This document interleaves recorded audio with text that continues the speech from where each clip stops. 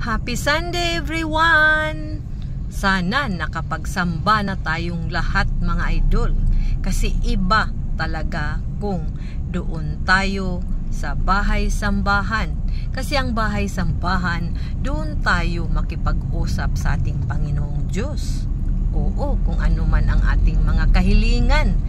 Pagpapasalamat sa Kanya sa lahat ng mga biyaya na natanggap natin.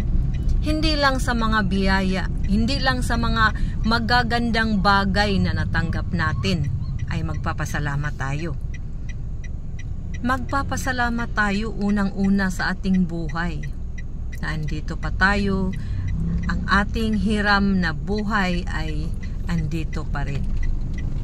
Magpapasalamat din tayo sa mga nangyayari sa ating buhay, mga karamdaman na pinagaling tayo. Mga kapighatian, mga paghihirap sa ating buhay na nalampasan natin.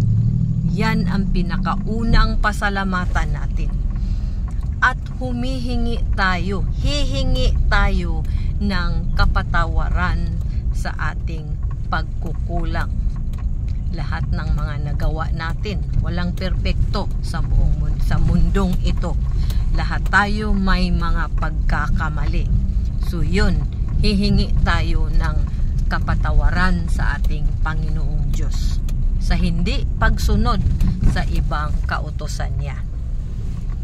At higit sa lahat, kung may hihilingin tayo sa Kanya na pabor hihingiin, lahat ng yan ay ipanata natin na dapat makatali tayo na kung ano man ang ating mga kahilingan ay tutumbasan din natin sa pagiging mabuti.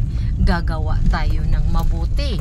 Susunod tayo sa mga kautusan ng Panginoong Diyos. Hindi lang puro na lang tayo hiling. Kailangan din tayong sumunod sa kung ano man ang kanyang kautusan. Kasi ang Panginoong Diyos ay walang sawang nagbigay sa atin ng biyaya. Kaya walang dahilan para hindi tayo magpapasalamat sa ating Panginoong Diyos. Magpunta talaga tayo sa bahay-sambahan at doon siya purihin. Hindi yung palagi na lang tayong nabibisi sa ating pangsariling kabutihan o mga kapakanan. So yun lang mga idol. Sana nakatulong at mag-ingat tayo.